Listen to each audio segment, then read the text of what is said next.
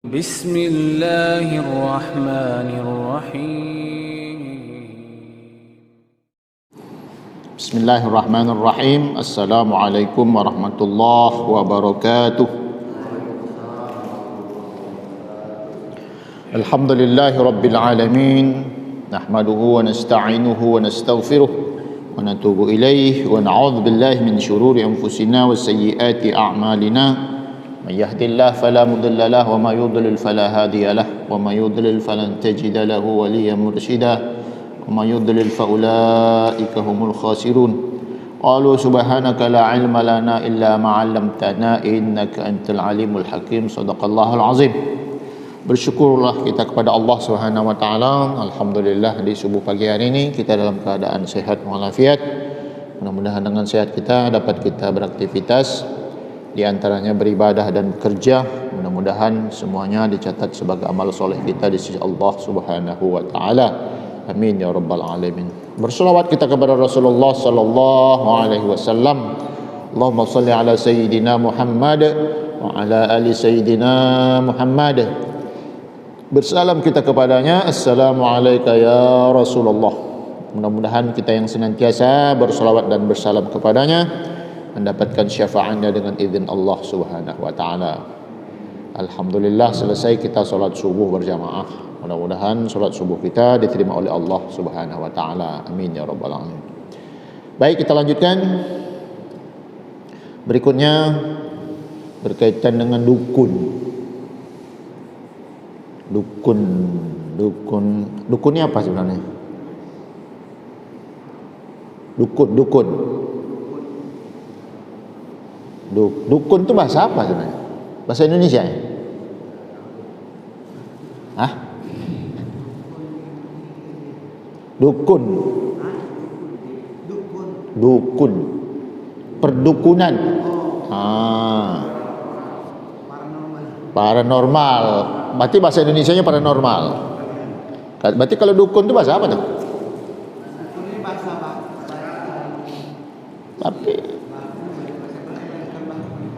Berarti kalau di sini ditulis dukun, sementara tak ditulis paranormal, berarti dukun lebih. Berarti bahasa nasional. Dukun, perdukunan atau ahli nujum. Apa itu dukun? Perdukunan. Kalau di sini disebutkan dukun adalah seseorang yang memberitahukan perkara-perkara gaib yang akan terjadi kemudian hari. Tu siapa yang ngomong kayak gini ni dukun lah dia tu.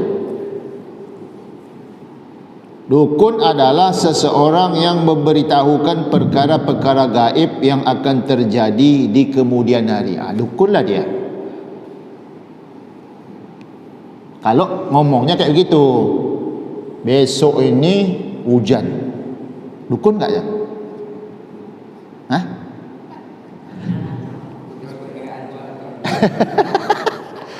Enggak, hujan itu besok kan kita tak tahu nih. Gaib enggak? Gaib kan?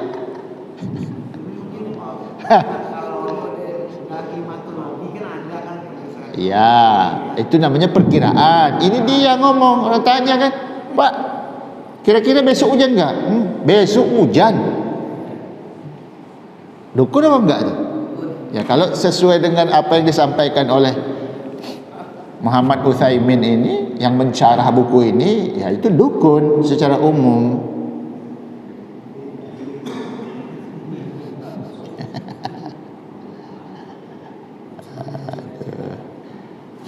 Atau dia menyebutkan besok kamu kaya.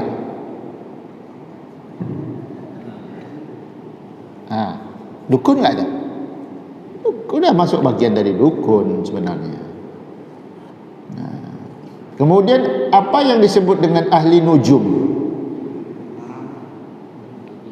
Ahli nujum itu ahli perbintangan, ilmu falak kalau bahasa ininya kan, bahasa alam semesta.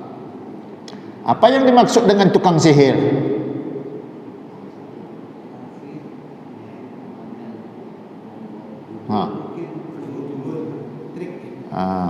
Tukang sihir itu adalah anak cucu Adam yang menjadi pembantu jin.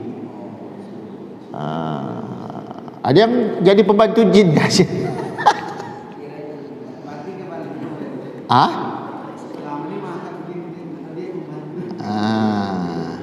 Rasulullah sallallahu alaihi wasallam bersabda, "Man ata arrafan fas'alahu an syai'in fasaddaqahu lam tuqbal lahu salatu arba'ina yauman."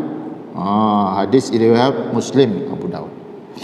Siapa yang mendatangi tukang ramal, kalau kita sebut tadi paranormal, dukun, ahli nujum, kemudian ia menanyakan sesuatu kepadanya dan kemudian mempercayainya, maka solatnya tidak akan diterima selama 40 hari. 40 hari itu berarti kalau satu hari 5 kali, 5 kali 4, 20, 200 kali solat. Itu solat fardu. Kalau solat sunnah tak ada, selesai. Ini solat fardu aja dah 200 kali tak diterima. Jadi kesimpulan pendeknya itu, sudahlah, ngapain ke sana? Ngapain pakai tukang, pakai dukun? Ngapain pula pergi cari dukun? Apa beda? Mana yang lebih berat, mencari tukang dukun atau jadi tukang dukun?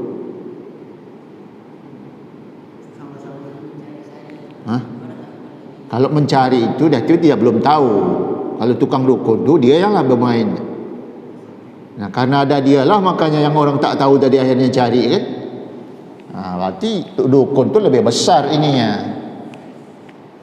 Lebih besar dosanya kepada Allah Subhanahu wa taala. Nah, ini saja mempercayai saja sudah dosa besar. Apalagi tukangnya. Berarti apa namanya tuh kalau itu super besar berarti ya. Jadi bukan supermarket aja yang ada, super dukun pun ada juga. Rasulullah sallallahu alaihi wasallam bersabda, "Asbaha min ibadi mu'minun wa kafirun. Faman qala mutirrana bi fadlillah falidzalika mu'min bi kafirun bil kaukab. Wa man qala mutirna bi naw'in kadza fadzalika kafirun bi mu'minun bil kaukab." Hambaku menjadi beriman dan menjadi kafir. Barang siapa yang mengatakan hujan turun kepada kita dengan karunia Allah, maka ia telah beriman kepada Allah dan kufur kepada bintang-bintang. Barang siapa yang mengatakan hujan turun kepada kita karena bintang ini, maka ia telah kufur kepadaku dan beriman kepada bintang-bintang. Memang tauhid ini perlu diperdalam kita ini sebenarnya, ilmu tauhid.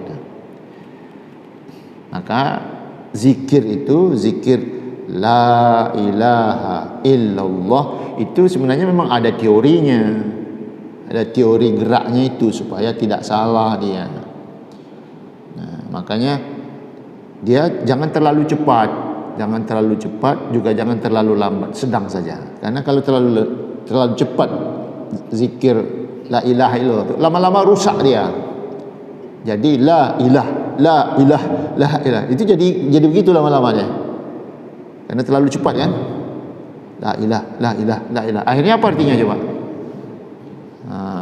Tak ada Tuhan, tak ada Allah. Jadi itu jadinya. Jadi tak boleh terlalu cepat. Biasa aja, standar.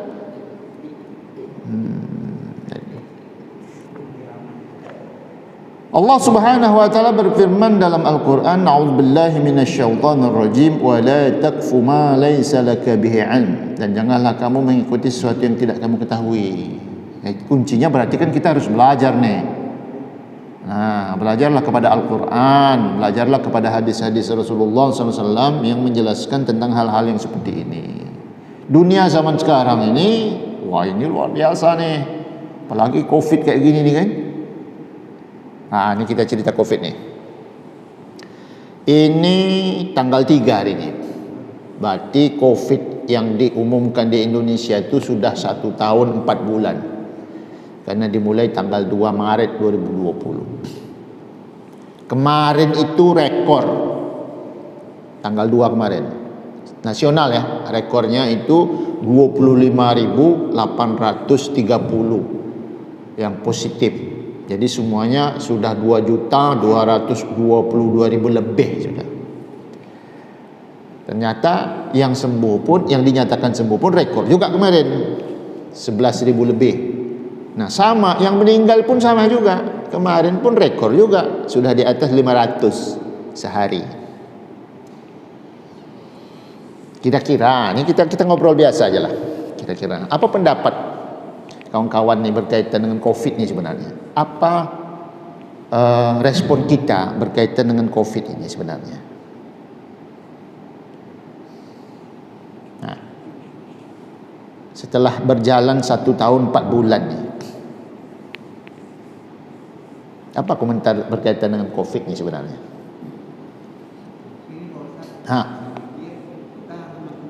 Apa? Kita harus semakin menyadari bahwa kita tidak ada apa-apanya. Jadi ketakutan kepada COVID jangan sampai mengalahkan ketakutan kepada Allah gitu loh.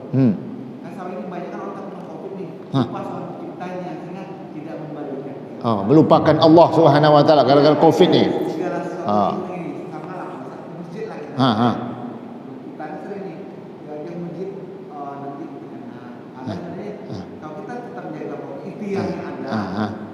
Tawakal kita kepada Allah, ya kalau kita dapat ya kita kan udah punya ini gitu, ada usaha. Tapi sebenarnya kayaknya malah ketakutan menjauh kita dari Allah jadi tahu pakai masjid, sedang sendiri kita di luar kerja, pasar kita nyaman saja. Ya, kalau lihat sekarang sih ini dari itu berkembang masyarakat tidak begini pula gitu. Sehingga hal yang dari kepada Allah malah jadi dilarang dan ya, hanya bertambahnya kasus bukan kali tapi karena ketakutannya sama hukumannya sama Allah itu sih yang Ada yang lain tak? Semua pada kena akhirnya. Semua akhirnya akan kena. Semua akhirnya akan kena. Okey, ada lagi yang lain?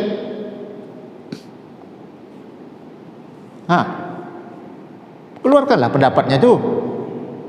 Jangan disimpan. Kalau dia simpan dia jadi bahaya juga dia, jadi penyakit juga dia. Dikeluarkan saja. Pada intinya sebenarnya Allah sudah memberikan beberapa beberapa standar lah paling tidak ya buat kita ini berkaitan dengan namanya musibah. Sebenarnya kita harus kembali ke sana supaya kita ini tak keliru menanggapinya. Kenapa? Karena yang ada di lapangan ini lebih banyak kelirunya daripada benarnya. Mestinya segala sesuatu tetap dikembalikan kepada Al-Quran sebagai pedoman utama kita. Karena semua yang ada dalam Al-Quran itu sudah bisa memenuhi kebutuhan manusia di dunia ini, baik yang dia rasakan maupun yang tidak dia rasakan, baik yang nyata maupun yang gaib sebenarnya. Makanya dalam Al-Quran kan itu disebutkan oleh Allah tu surat Al-Baqarah kalau enggak salah tu. Alladzina idza asabathum musibah qalu inna lillahi wa inna ilaihi raji'un. Itu juga harus diingat. Kemudian ayat sebelumnya wala nabluwannakum bi syai'in minal khaufi wal ju'i wa naqsin minal amwali wal anfusi wath thamarat wa basyiris sabirin. Tu. Mestinya kembalinya kita ke sana. Maka ada 4 hal yang perlu menjadi pegangan kita dalam menanggapi merespon COVID-19 ini yang sudah 1 tahun 4 bulan ini. Nah, dari keempat ini kita posisi di mana kita yang 4 ini? Pertama, sabar. Innallaha ma'as sabirin. Allah bersama orang yang sabar. Tapi menurut sebagian ulama, kalau saya tanya, apa sih sabar itu?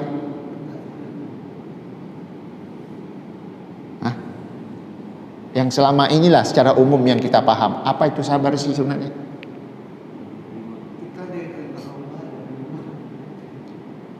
Sabar itu dia tak merespon, tapi di dalamnya gedombel.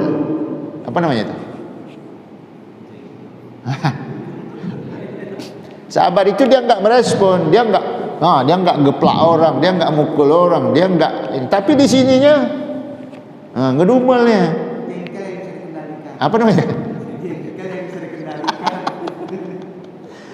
Sebenarnya itu sabar pertama.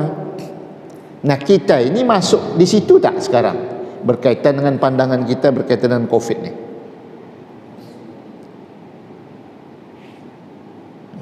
Lebih banyak kita kan begitu kan?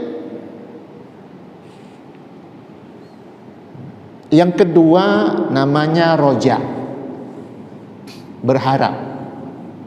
Berharap tak kena yang pertama kan? Tak kena COVID. Kalaupun kena COVID, berharapnya cepat sembuh. Kan itu kan? Berharap orang tak kena kan? Itu yang ada. Itu dua. Nah, kira-kira yang satu dua ni masuk tak kita ni?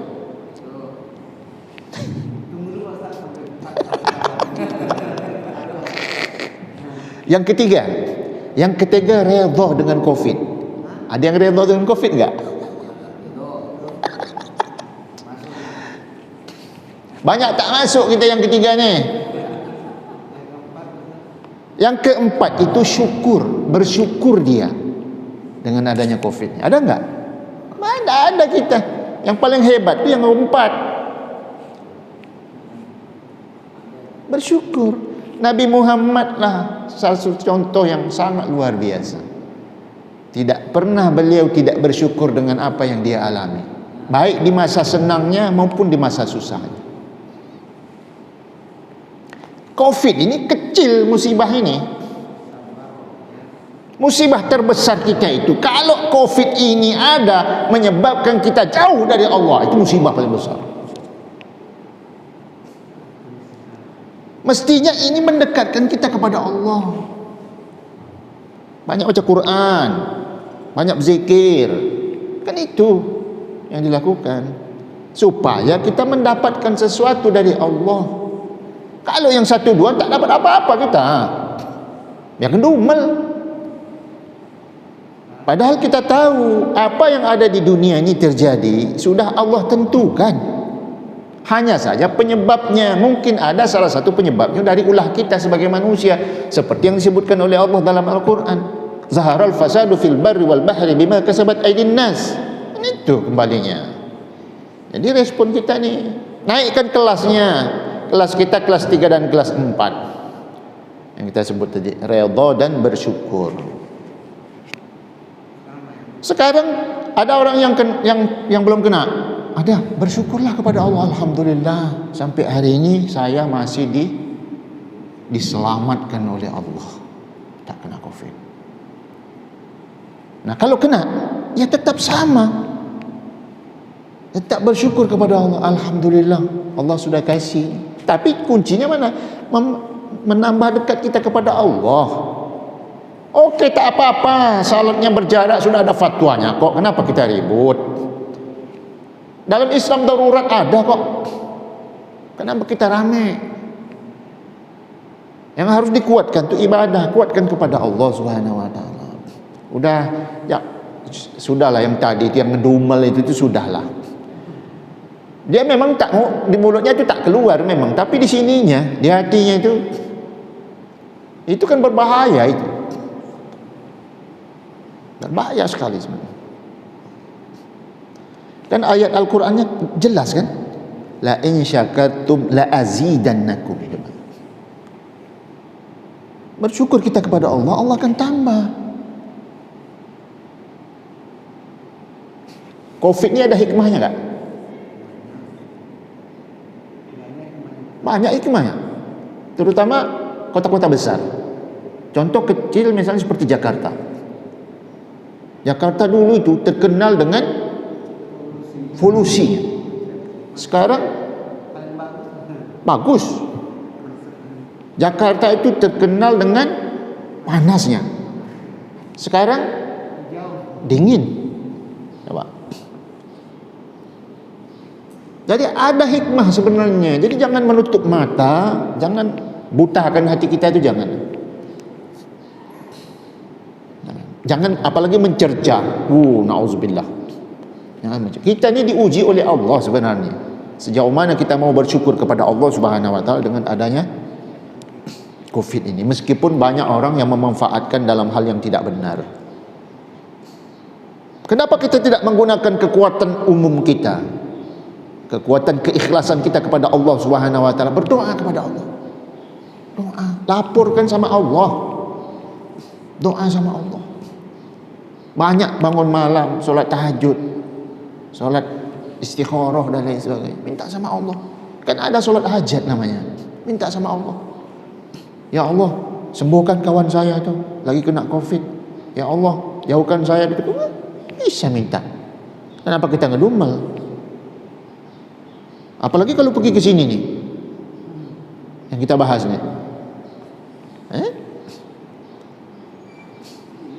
Orang tukang ramal aja mati, kan?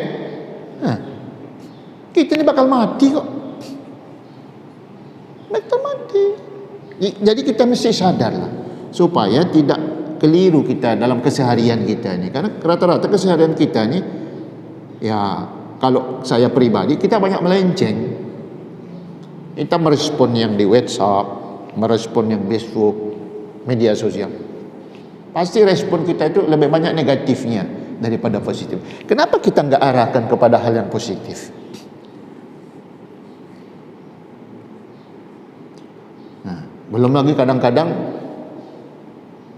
ya katakanlah vaksin, kita mencemooh sana, mencemooh sini kita. Padahal kita sikit pun tak tahu kita vaksin itu apa sebenarnya. Ada yang tahu ilmu vaksin? Tak ada tahu kita. Kita hanya dengar saja kan. Sementara kita tidak ketemu tim ahlinya, itu tak jumpa kita. Contoh kecil sajalah, contoh kecil. Majelis Ulama Indonesia yang diutus ke PT Sinovac di China. Ada yang pernah ketemu mereka-mereka itu? Tak ketemu kita. Yang tahu tu mereka. Macam mana prosesnya di sana tu di Sinovac? Kita tak tahu. Kita tak tahu. Tapi na'udzubillah ucapan kita macam. Kenapa kita tak berhusnuzon? Kan kita disuruh berhusnuzon kan? Ya ayyuhalladzina amanu jitanibu katsiran minadh-dhann inna ba'dadh-dhanni itsmun. Coba. Ba'dha itu setengahnya dari prasangka itu pasti dosa. Nah yang kita pilih ini, yang setengahnya lagi ini, kira-kira bisa dapat pahala enggak kita?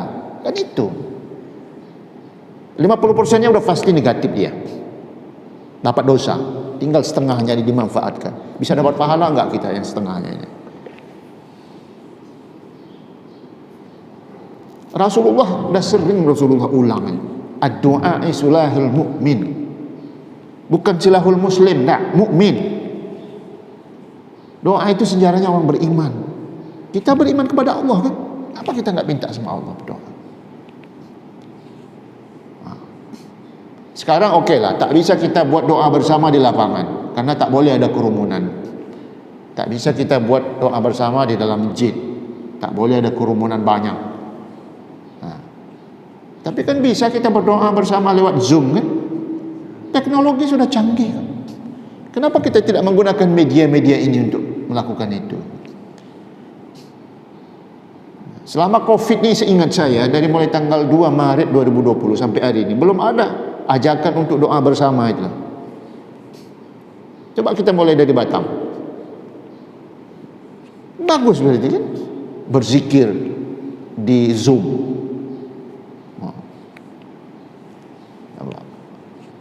Ini yang harus kita lakukan sebenarnya.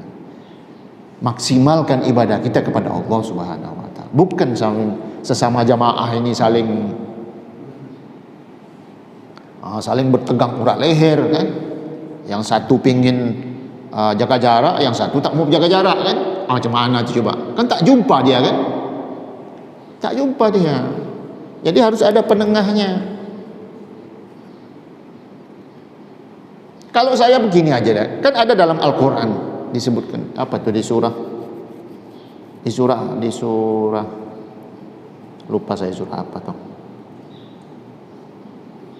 Fas'alu ahla dzikri in kuntum la ta'lamun. Artinya kan tanyakan sesuatu itu kepada yang memang ahlinya. Nah, ya nggak usah jauh-jauh dari saya aja lah. Nah, saya kan bukan dokter. Saya tak berani ngomong masalah COVID nih. Tak berani saya kena. Ya, awak tak ada ilmunya. Kalaupun kita komentar, pasti yang ada salahnya yang muncul. Dua, kita ini bukan saintis,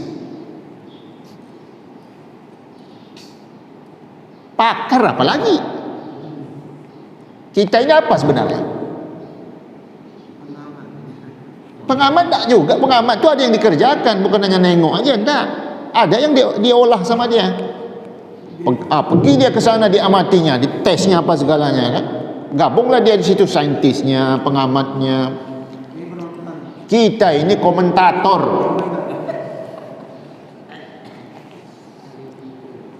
Cobalah tengok kalau ada pertandingan sepak bola, ada pertandingan poli, ya pokoknya pertandingan.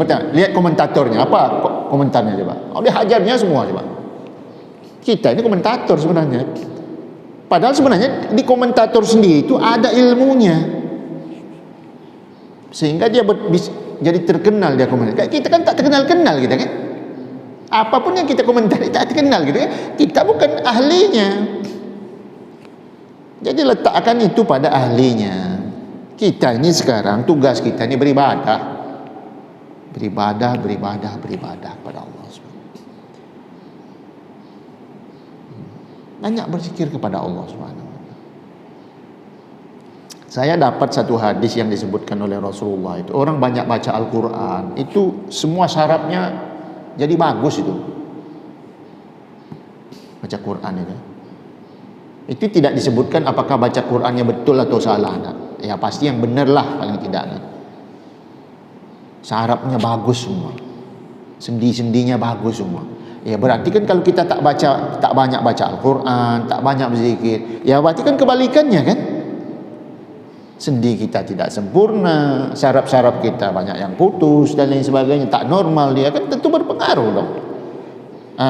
Berpengaruhlah cara berpikirnya, berpengaruhlah cara pandangnya, berpengaruhlah cara respon dan lain sebagainya kan itu. Sementara kita disuruh berpikir positif supaya mendapatkan sesuatu yang baik buat kita. Udahlah, ngapain kita sibuk-sibuk? Nah, belum lagi yang tak mau vaksin. Akhirnya sekarang bingung sendiri. Kenapa? Ya, naik pesawat sekarang harus menunjukkan kartu vaksin. Udahlah, ikut aja lah. MUI sudah ada. MUI sudah menjelaskan duduk perkaranya itu sudah selesai dia. Dan mereka boleh berijtihad kok, karena memang wilayahnya mereka. Kita ni tak bisa berijtihad. Kita hanya bersungguh-sungguh menjaga prokes kesehatan, menguatkan ibadah kita, insya-Allah.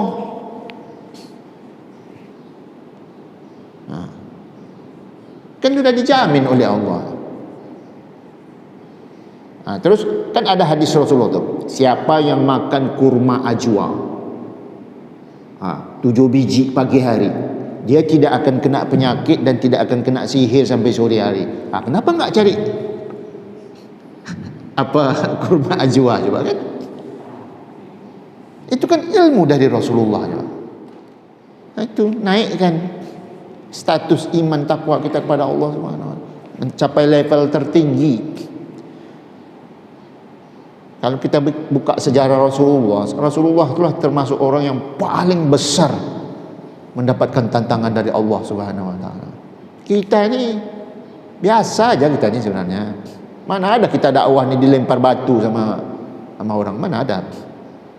Rasulullah itu sampai mau dibunuh orang. Apa ringan itu kan, enggak kan. Baratnya luar biasa ya.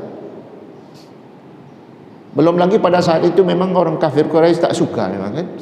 Terganggu ibadah mereka karena hadirnya Islam. Kita udah mayoritas kita kok. Ayolah. Kapan lagi kita mau sadar kan? Ustaz-ustaz kita ni yang pecinya aja yang hebat. Ibadahnya mesti pak, tak bisa enggak lah. Ya cepat atau lambat kita mati juga kok.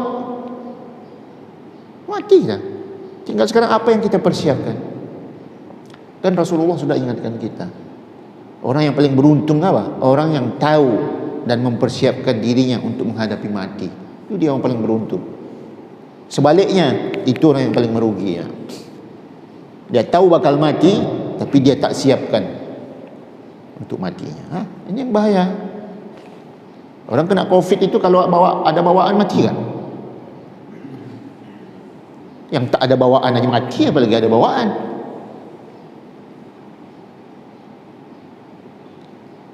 Dan harus diingat, COVID itu kalaupun dia pasti COVID kemudian meninggal, itu sebab saja. Sebab saja. Harus diingat itu, jangan meleset. Bahaya iman kita ni kepada Allah. Meninggal itu memang udah ajalnya. Itu harus diingat. Idza jaa ajaluhum la yastakhiruna sa'atan wa la yastaqdimun. Tenggelam itu sebabnya. Kebakaran itu sebabnya. Kena COVID itu sebabnya. Sakit jantung itu sebabnya. Itu salah satu wasilah. Tapi pada intinya sudah waktunya, dah habis. Kontrak hidupnya itu dah habis. Dah habis kosnya, dah habis dah. Ada lagi juga. Nah itu yang harus kita persiapkan supaya masuk kita di kelompok yang terakhir, bersyukur kita kepada Allah SWT. Allah akan tambah apa kekurangan kita.